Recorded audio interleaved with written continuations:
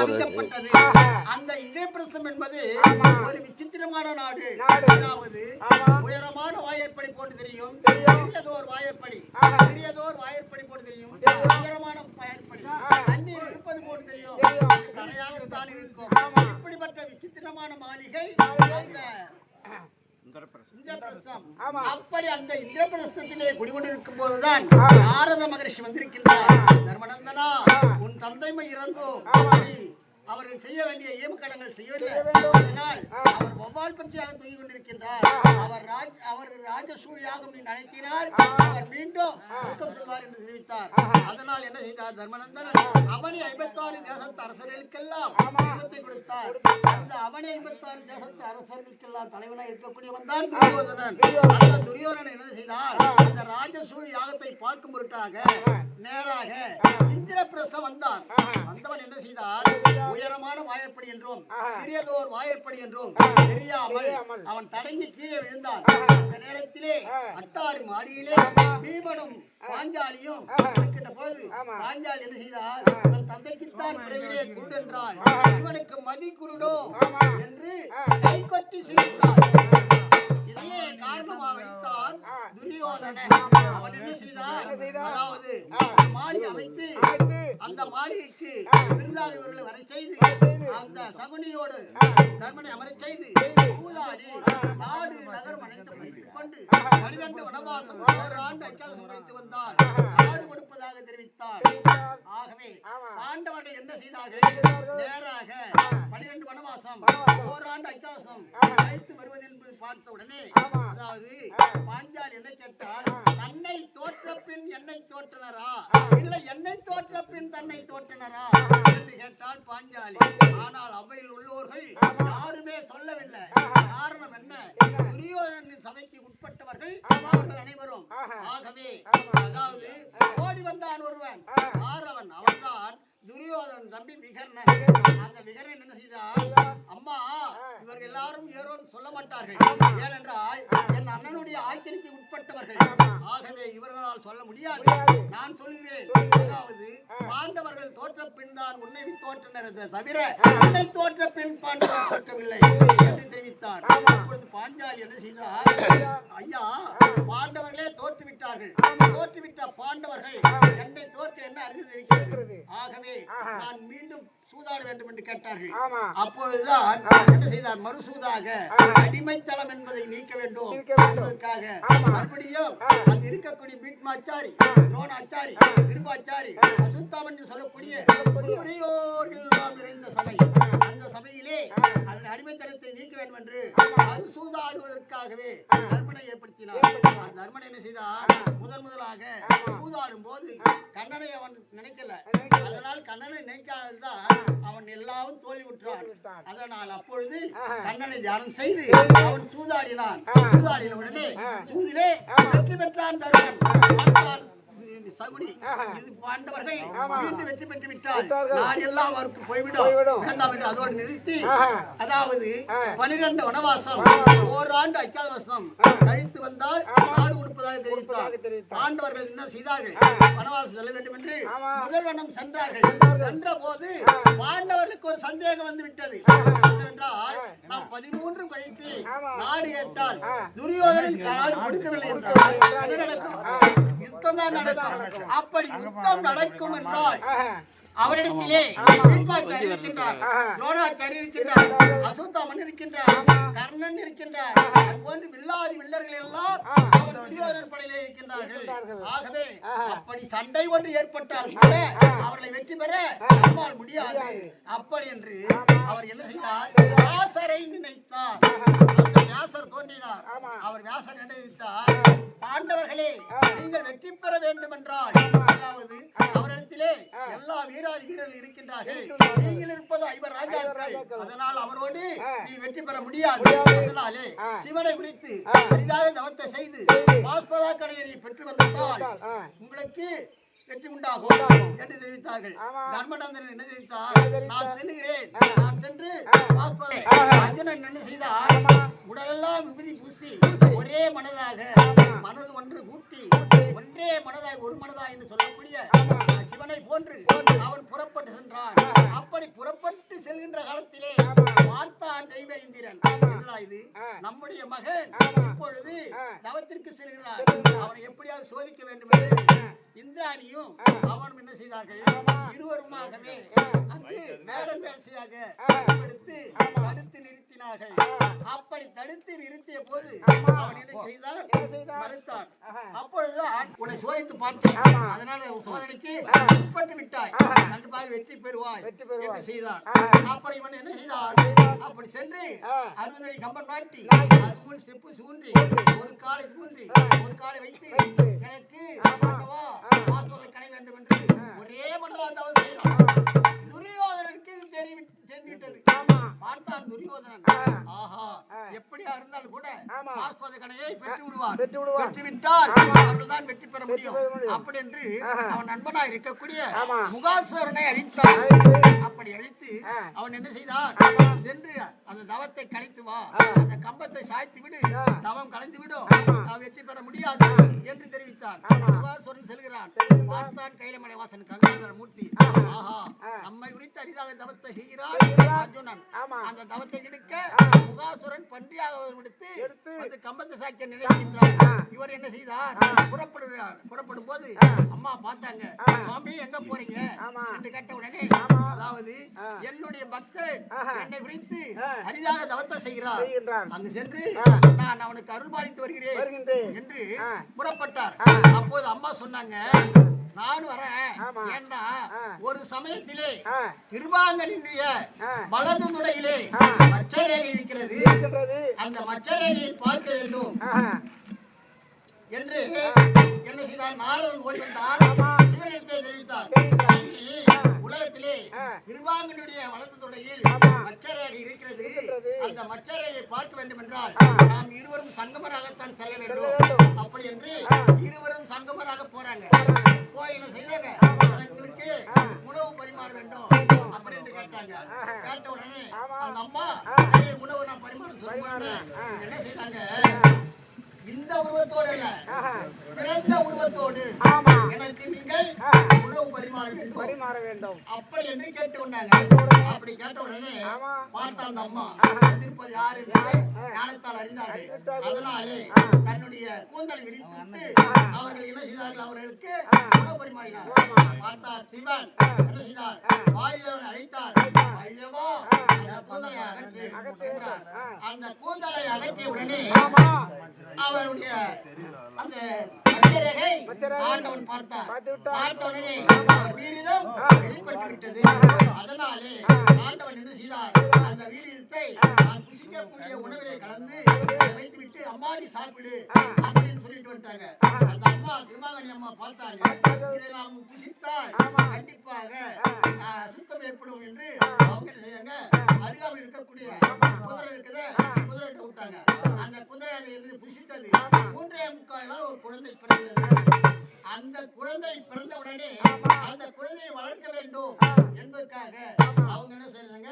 அதாவது பிள்ளையை பெற்றிருந்தால் அதுக்கு பால் தரலாம். அவங்க பிள்ளை அவங்க பெற்றது குதிரை. அதனாலே அந்த குழந்தைக்கு பால் வேண்டுமே என்றுதான் அந்த அம்மா என்ன பண்ணாங்க? பார்த்தாங்க. உடனே அதை துரோணாச்சாரியத்தை சொன்னாங்க. துரோணர் பாஞ்சாலத்துக்கு சென்றார். பாஞ்சாலத்திற்கு கேட்ட போது அவன் என்ன செய்தான்? நீ யாரோ நான் யாரோ அப்படி என்று பிடரை பிடித்து தள்ளினான். அப்படி தள்ளிய அப்போதுதான் கங்கணம் கட்டினான் பாஞ்சால மன்னன்.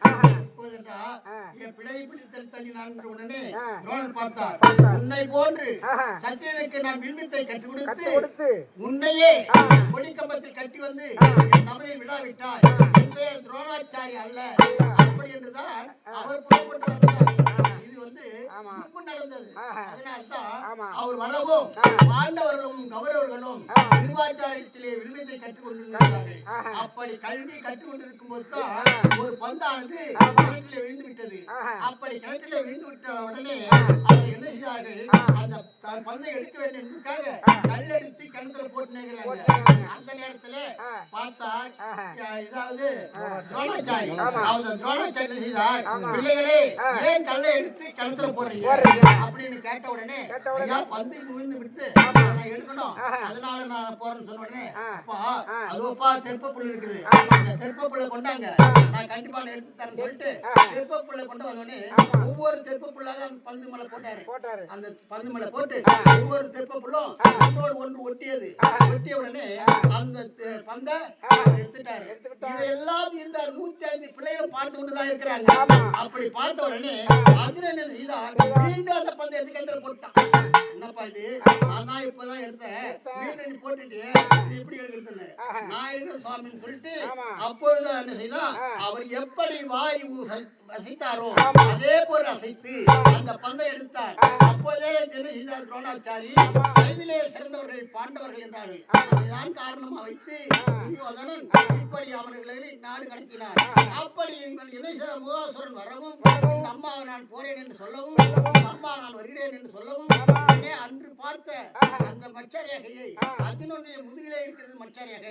அந்த முதுகிலே இருக்கக்கூடிய மச்சரேகையை நான் பார்க்கிறேன் சுவாமி அப்படி என்று வேடன் வேலைசியாக இருவரும் உருவெடுத்து அந்த பன்றி மீது துரத்தினே போறாங்க. துரத்தினு போகவும் அவன் அர்ஜுனன் மேலே இருந்து அவன் என்ன செய்தது? அவையோ அவையோ அவையோ என்று யார் ஒருத்தன் பகைன்னு நினைக்கிறானோ அவன் தான் வழக்கு நண்பனாகிடுவான். ஆனா மூகாசுரன் என்ன செய்தான்? எப்படியாவது நம்ம அர்ஜுனனுடைய தவத்தை கெடுக்கணும் அப்படிதான் அவன் பன்றி விடுத்து வந்தான். ஆனா அவனுக்கு முடியல. ஏன் பின்னால துரத்து வரத்து யாரு? ஆண்டவன். ஆண்டவனுக்கு தப்பிக்க வேண்டுமே என்று அபயம் என்று விழுந்தான் அர்ஜுனன். அவன் பானம் கொடுக்கவும் இவர் பானம் கொடுக்கவும் எனக்கு உனக்கு என்று இருவருக்கும் ஏற்பட்டது. உடனே என்ன செய்தார்? அதாவது சிவனாகிய ஆண்டவன் அர்ஜுனன் காலை பிடித்தார், சுழற்றினார், மேலே வீசினார். மேலே வீசியுடனே அதாவது பார்வதா எந்த மச்சரையை பார்க்கிறோ அதோ பார் அர்ஜுனன் முதியிலே மச்சரை இருக்கிறது என்றார். பார்த்தேன் சுவாமி என்றார். சுவாமி நான் பார்த்துட்டேன், ஆனா குழந்தை இப்ப மேல இருந்து கீழே வருது, வந்து கீழே விழுந்தா அந்த குழந்தை என்ன ஆகும் என்று அந்த அம்மா என்ன பண்ணாங்க? ஒரே ஒரு தடாகம் ஏற்படுத்தினார்கள். அந்த தடாகத்திலே வந்து விழுந்தான் அர்ஜுனன். அதுதான் உமையால் தடாகம்.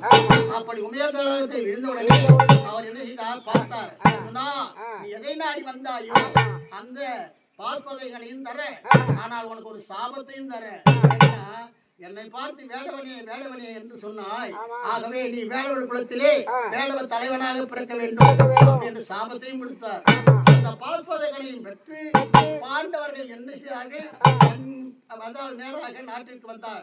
அப்படி நாட்டிற்கு வர வேண்டும் என்று பார்க்கும்போது பார்த்தார் நாரதர். சுவாமி நீங்களோ பாஸ்பதங்களை பெற்றிருக்கிறீங்க, நேரா நாட்டுக்கு போக கூடாது, நேரா தேவலோகம் போய் தேவலோகத்திலிருந்து மீண்டும் நீங்க போங்க நாட்டுக்கு அப்படின்னு தெரிவித்துட்டாங்க. என்ன செய்தார்? நேராக போனார்.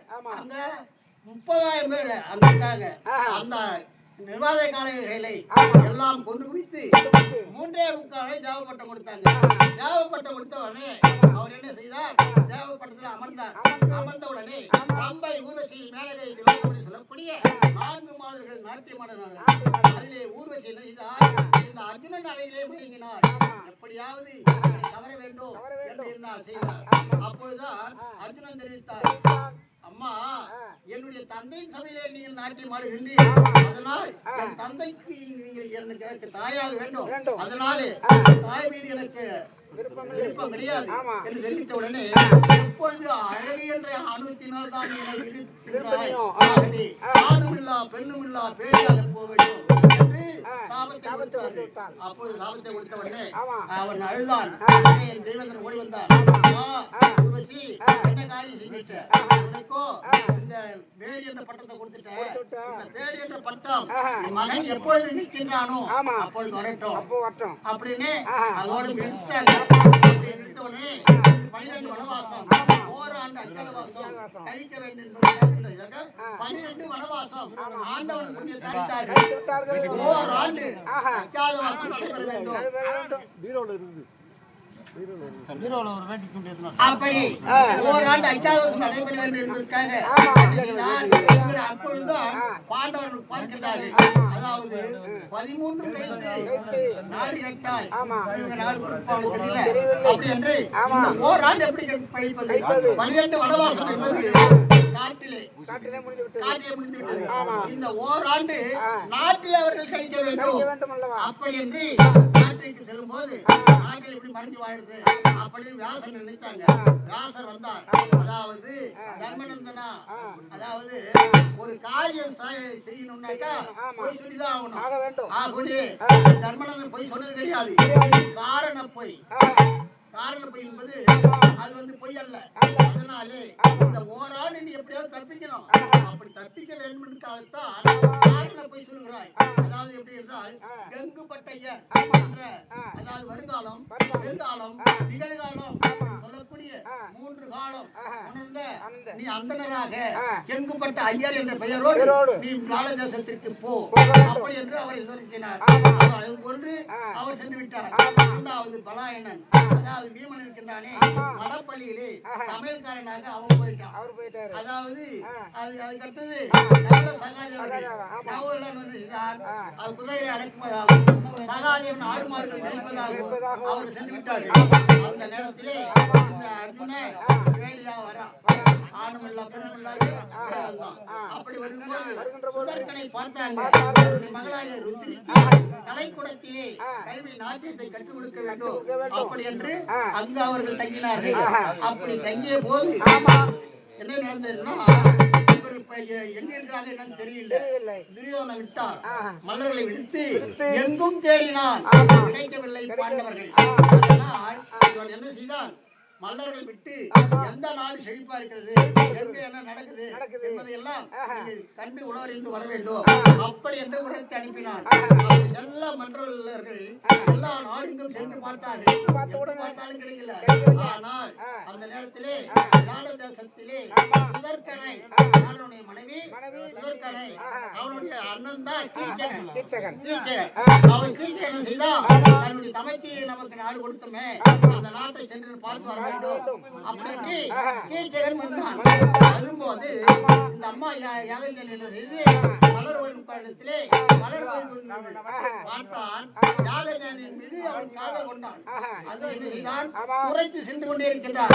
அந்த நேரத்திலே சபை கூடியது. சபையிலே இவருக்கா முதல்ல கொடுப்பாரு எல்லாம் அமர்ந்திருக்காங்க. அந்த நேரத்தில் துரத்திக்கு போறான். காய்ந்த மரம், பச்சை மரம், காய்ந்த மரம் காட்டில் இருக்கும். அங்க போய் பார்த்து கெண்டு அவனுக்கு உபதேசமாக சொன்னாரு. இந்த உபதேசத்தை பெற்றா உடனே இந்த அம்மா ஓடினாங்க. உடனே கணவன் சொன்னாங்க, சுவாமி கீச்சனை என்ன செய்யறான், அவன் எப்படியாவது அழியணும் என்ன. உடனே பீமா என்ன சொன்னா, நாளைக்கு நேராக பள்ளிக்கு வர சொல்லு. அந்த பள்ளியில் வந்தா நான் கொள்றேன் சொல்லிட்டு போறேன். மலர்களை கொடுத்து உங்கள் மீது எனக்கு காவல் தான், ஆனா இங்க யாரும் இல்லாத இடம் அந்தரங்கம், இன்னும் இரவு, அதாவது இரவு பண்ணிட்டு அங்க வந்துரு அப்படி என்று தெரிவித்தார். தெரிவித்த உடனே கீச்சகன் செல்கின்றான். செல்கின்ற போது பீமன் என்ன செய்தான், யாரை என்று ஒரு விடுத்து அவனை கொன்று குவித்தான். கீச்சகன் இறந்தான் என்பதை கேட்ட உடனே துரியோதனனும் அங்கு இருக்கக்கூடிய சகுனியும் அவனுக்கு சந்தேகம் வந்துருது. ஏன்னா அந்த கீச்சகனை கொல்றதுக்கு யாராலும் முடியாது. அப்படிப்பட்ட கீச்சகனே மாண்டிருக்கிறான் என்றால் அங்கு கண்டிப்பாக பாண்டவர்கள் இருக்கிறார்கள். அப்படி என்று மருத்துவதாக என்ன செய்தாங்க, அந்த கீச்சகனை அந்த நாடு இருக்கிறது அது ஏற்கனவே திருகர்த்தனுடைய நாடு. அந்த திருகர்த்தனை அழைத்தான் நண்பனாக. அப்பா இவனுடைய பகையாளி கீச்சகன் மடிந்து விட்டார், போய் செல், அந்த விளாடமன்னனை கொன்று அந்த நாட்டை கைப்பிடி அப்படி என்று தெரிவித்த உடனே அவன் என்ன செய்தான், அவனும் புறப்பட்டான். வடகோடி கானகத்துக்கு போனான். போய் பசுமத்தை எல்லாம் மடைக்கணும். இதை பார்த்தார்கள், ஓடினார்கள். விளாடத்தை சென்று விளாடமன்னன் என்ன செய்தான், அண்ணாக்கை கட்டிய ஆண் பிள்ளை முதற்கொண்டு எல்லோரும் புறப்படுங்க யுத்தத்திற்கு அப்படி என்று எல்லோரும் யுத்தத்திற்கு சென்றுட்டாங்க. அப்படி யுத்தத்திற்கு சென்ற போது பார்த்தா ஒரு பக்கம் யுத்தத்துக்கு போயிட்டாங்க. போய் யுத்தம் நடக்கும்போது பார்த்தா பலாயன பீமன் என்ன செய்தா, அந்த யார் யுத்தத்துக்கு வந்தானோ கீச்சகன், அவன் கீச்சகன் இறந்துட்டான். திருகர்த்தன் யுத்தத்துக்கு வரான். திருகர்த்தனை பிடிச்சி அடிச்சு அவனை கட்டி அவனை ஈத்துன்னு வரான். இது இந்த பக்கம் இருக்கவும் இன்னொரு பக்கம் என்ன பண்ணா, துரியோதனை அதாவது ஆடு மாடுகளை அவன் மடக்கணும். தென்கோடி கானகம், வடகோடி காலத்துல இவங்க போயிட்டாங்க. தென்கோடி காலத்துல போன உடனே பார்த்தாங்க. அந்த நேரத்துல யாருமே அண்ணாக்காடு கட்டி ஆண் பிள்ளை முதல் கொண்டு போயிட்டாங்க, யாரும் இல்ல. அந்த நேரத்திலே நாடனுடைய மகன் இருக்கின்றானே, அவன் என்ன செய்தான், பாடசாலை இருந்து வரான். வந்திருக்கும் போது என்னடா இது, எல்லோரும் அட்டாரி மாடியிலே பெண்கள் எல்லோரும் ஆணுடைய அணிந்து இருக்கின்றார்களே, காரணம் என்ன என்று அம்மாவை கேட்கிறான். அம்மாவை கேட்ட உடனே அவங்க என்ன செய்யறாங்க, அப்பா அண்ணாக்கயிறு கட்டி ஆண் பிள்ளை முதற்கொண்டு அதாவது வடகோடி காலத்துக்கு போயிட்டாங்க. இங்க வரவேல என்ன செய்யலாம், தன்னுடைய படைகளோடு வந்து இருக்கிறான். அதனால ஒண்ணு செய்யலன்னு சொன்ன உடனே திருவமாரம் பார்த்தான். என்ன செய்தான், அம்மா எனக்கு தேர் ஓட்ட ஒரே ஒரு ஆள் கொடுத்தா போதும், நான் புறப்படுறேன்னு. தேர் ஓட்ட யாரு இருக்கிறாங்க, யாருமே இல்ல. அந்த நேரத்துல பார்த்தாங்க யாக ஏனி, அம்மா தேர் ஓட்ட தானே ஆள் வேணும், நான் அனுப்பி வைக்கின்றேன் அப்படி என்று நேராக பேடிடத்தில் போனாங்க. நமக்கு உண்ண உணவு, கொடுக்க உடை, இருக்க இடம் எல்லாம் கொடுத்தவன் விளாடமன்னன். அந்த விளாடமன்னனுக்கு ஆபத்து வந்து விட்டால் நம்மை சார்ந்தது. ஆகவே நீ தாங்க போன பாவி, அவனோ சிற்றரசன், சிற்றரசனுடைய பிள்ளைக்கு என்ன தேர் ஓட்ட அனுப்புற, இதெல்லாம் காரணம் இதுதான். என்ன காரணம்னா, அன்று ராஜசூரி யாகத்திலே துரியோதனன் உயரமான வாயிற்படி என்றும் ஒரு வாயிற்படி என்றும் தெரியாமல் விழுந்துட்டான். கை கட்டி நகைத்த அந்த நகைப்பே இப்பொழுது நமக்கு பெரிய சம்பளத்தை கொடுத்தது. அதனாலே இப்பொழுது நான் அவனுக்கு தேரோட்ட போகணும், சரி போறேன் சொன்ன உடனே இவன் தேரோட்ட போறான். போயிட்டு இருவரும் போறாங்க. போகும்போது இவன் சொன்ன விளையாட்டு பசங்க நடிக்கிறமே அப்படின்னு நினைச்சுன்னு போறான். போனாக்கா வீராதி வீரர்கள் எல்லாம் வில்லோடு வர்றாங்க. பார்த்தான், ஐயா ஐயா வேண்டாம் வேண்டாம் திருப்புங்க போலான்றான். வந்தது கூடாது. ஆகவே பாப்போம் சண்டைக்குனாக்கா சண்டை என்ன எப்படி போக முடியும்? அப்பா நீ ரதம் செலுத்து, நான் செய்யறேன். அப்படின்னா பாண்டவர்கள் 12 வனவாசம் ஓராண்டு 5வது வருஷம் கழிக்க வரும் பொழுது அவருடைய ஆயுதம் எல்லாம் என்ன செய்ய 12 வனவாசம் முடிஞ்சு போச்சு. ஓராண்டு 5வது வருஷம் நாட்டுக்கு போகணும். அதனால இவங்க கையில அவங்க செல்ல முடியாது இல்ல. அதனால ஒரு மரப்பொந்தில வைத்து இவர் என்ன செய்றாங்க, நாங்கள் தவிர மற்றவர் யார் எடுத்தால் சர்ப்பமாக தெரிய வேண்டும் அப்படின்னு சொன்னாங்க. உத்தரமான பார்த்து அந்த மரத்துல ஏறி எல்லாம் இருக்குது கொண்டு வர சொன்னா, யாருன்னா சர்ப்பம் வந்தது. அப்பா சர்ப்பம் சொல்லாத, அர்ஜுனன் கொண்டு வர சொன்னார் சொல்லு. அது சொன்ன உடனே அர்ஜுனன் தான் கொண்டு வர சொன்னார் என்று சொன்ன உடனே சர்ப்பமானது கொடுத்தது. அந்த வெள்ளை எடுத்தால் அர்ஜுனன் என்ன செய்தார், ஆடு மாடுகளை மடக்கி செல்கிறார்களே, இவன் என்ன செய்தார், அந்த ஆடு மாடுகளை அர்ஜுனன் மடைக்கு வர்றான். உடனே பார்த்தார் துரியோதனை, ஆஹா இப்படிப்பட்ட காரியம் செய்வது வேறு யாரும் இருக்காது, கண்டிப்பா அர்ஜுனன் தான் இருக்கும்.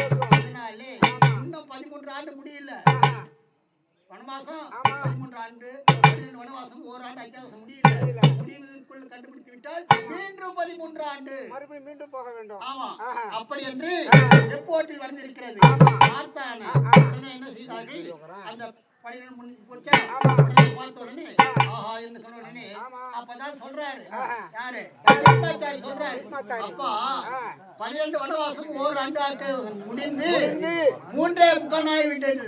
அதனால் பாண்டவர்கள் வெளிப்பட்டு விட்டார்கள் என்று அப்பொழுதுதான் ஆடு மாடுகளை மடக்கினார் இந்த